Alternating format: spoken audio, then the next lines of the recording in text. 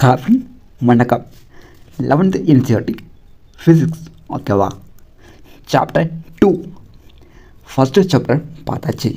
இன்றைக்கி பார்க்க போகிறது வந்து சாப்டர் 2 மோஷன் இன் அ ஸ்ட்ரைட் லைன். அதாவது மோஷன் இயக்கம் இன் ஒரே ஒரு நேர்கோட்டில் ஓகேவா. ஸோ அதான் மோஷன் இன் ஸ்ட்ரைட் லைன். ஓகே, இப்போது மோஷன்னா என்ன? நார்மலாக உங்களுக்கு தெரியும், இந்த லீவ்ஸ் ஃபாலிங் ஃப்ரம் ட்ரீஸ், ஒரு மரத்து மேலேருந்து இலை விழுறது, அப்புறம் சூரியன் வந்து மில்கி வேவை சுற்றி வர்றது, பூமி சூரியன் சுற்றி வர்றது, எல்லாமே மோஷன் தான். மோஷனுக்கு என்ன தான் டெஃபினேஷன் பாருங்க. Motion is change in position of an object with time. அதாவது இந்த டைமில் மோஷன் இப்படி, இந்த டைமில் மோஷன் இப்படி ஓகேவா. ஒரு டயத்துக்கு இதால் மோஷனில் அந்த ஆப்ஜெக்டோட பொசிஷன் சேஞ்ச் ஆகிட்டே இருக்கும்ல. ஸோ அதை தான் மோஷன் அப்படின்னு சொல்கிறாங்க. இந்த டெஃபினேஷன் ரொம்ப ரொம்ப முக்கியம். ஸோ பார்த்துக்கோங்க. இந்த மோஷனை வந்து மோஷன் இன் ஸ்ட்ரைட் லைன் அப்படிங்கிறது ரெக்டிலினியர் மோஷன் அந்த பேர்லையும் அழைப்பாங்க. ஸோ இது தெரிஞ்சுக்கோங்க. அப்புறம் இந்த கைனமெட்டிக்ஸ் அப்படின்னா என்ன? இந்த வேர்ட் இருக்குது பாருங்கள். கைனமெட்டிக்ஸ் அப்படின்னா நார்மலாக ஒரு ஆற்றல், ஒரு இயக்கம். ஸோ அதை குறிக்கிறது. இப்போ இங்கே என்ன சொல்கிறாங்க? We studies ways to describe motion without going in to the causes of the motion. அதாவது ஒரு பொருள் மூவ் ஆகுது அப்படின்னா அந்த பொருள் எதுக்காக மூவ் ஆகுது, அதுக்கு என்ன காரணத்துக்காக மூவ் ஆகுது, அந்த காரணம் சொல்லாமல் மூவ் ஆகுது இல்லை. ஸோ அதுக்கு பேர் தான் கைனமெட்டிக்ஸ். இப்போது ஒரு பொருள் மூவ் ஆகிறதுக்கு காரணம் சொல்கிறாங்க அப்படின்னா அந்த இடத்துல ஏதோ ஒன்று இருக்குன்னு அர்த்தம். ஸோ அதை நம்ம நெக்ஸ்ட் சாப்டரில் டீட்டெயிலாக பார்க்கலாம் ஓகேவா. இந்த சாப்டரில் ஜஸ்ட்டு மோஷன், அதாவது ஒரு பொருள் முன்னாடி எப்படி போகுது, பின்னாடி எப்படி வருது, ஸோ பேக்வேர்ட் அண்ட் ஃப்ரண்ட், இந்த மாதிரி தான் ஓகேவா. ஓகே, இப்போ நல்லா பாருங்கள். ஒரு பொருள் மூவ் ஆகிறதுக்கு என்னெல்லாம் தேவை உங்களுக்கு? இப்போது ஒரு ஆப்ஜெக்ட் வந்து மூவ் ஆகணும் அப்படின்னா, ஒரு காரோ பஸ்ஸோ நீங்களோ யாரோ ஒருத்தர் மூவ் ஆகிறீங்க அப்படின்னா கண்டிப்பாக இந்த டேர்ம்ஸ்லாம் நீங்கள் பார்ப்பீங்க. இதெல்லாம் வெலாசிட்டி, அப்புறம் ஆக்ஸலரேஷன், அப்புறம் ஸ்பீட் ஓகேவா. இதெல்லாம் நீங்கள் பார்ப்பீங்க. ஏன் அப்படின்னா மோஷனுக்கு இது முக்கியமானது. ஸோ அந்த வகையில் நீங்களும் இந்த பாடத்தில் இதை படித்து தான் ஆரம்பிப்பீங்க ஓகேவா. இந்த பாடத்தை ஸ்டார்ட் பண்ணும்போதே what is velocity, acceleration, speed அப்படிங்கிற டேர்ம்ஸ் படிச்சுட்டு தான் நீங்கள் அடுத்து போவீங்க உள்ள, இந்த பாடத்தை முடிப்பீங்க ஓகேவா. அந்த வகையில் ஃபஸ்ட்டு இங்கே என்ன கொடுத்துருக்கான்? இன்ஸ்டன்டினியஸ் வெலாசிட்டி அண்ட் ஸ்பீடு கொடுத்துருக்கான் ஓகேவா. இது வந்து ரேஷ்னலைஸ்ட் சிலபஸ் ஓகேவா. புக்கை வந்து மாடிஃபை பண்ணி வச்சுருக்காங்க.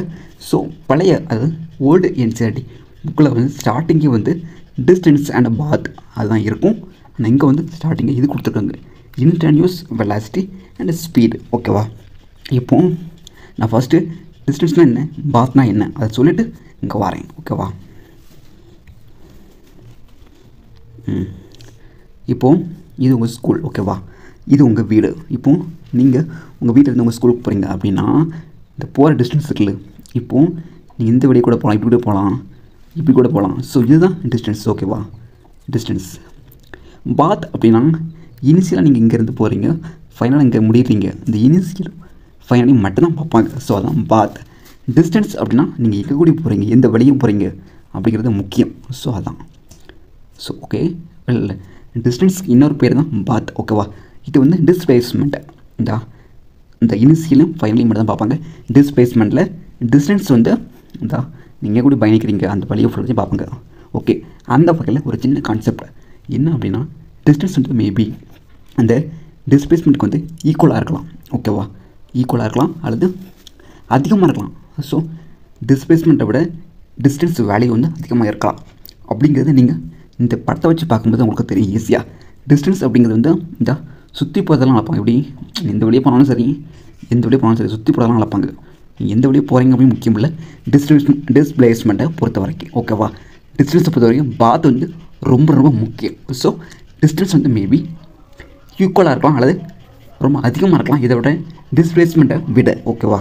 ஓகே, இப்போ அந்த டெம்ஸ் முடிஞ்சிச்சா. அடுத்து வந்து என்ன இருக்குது? Instantaneous velocity and speed. Okay, instantaneous velocity. வெலாசிட்டினா என்ன?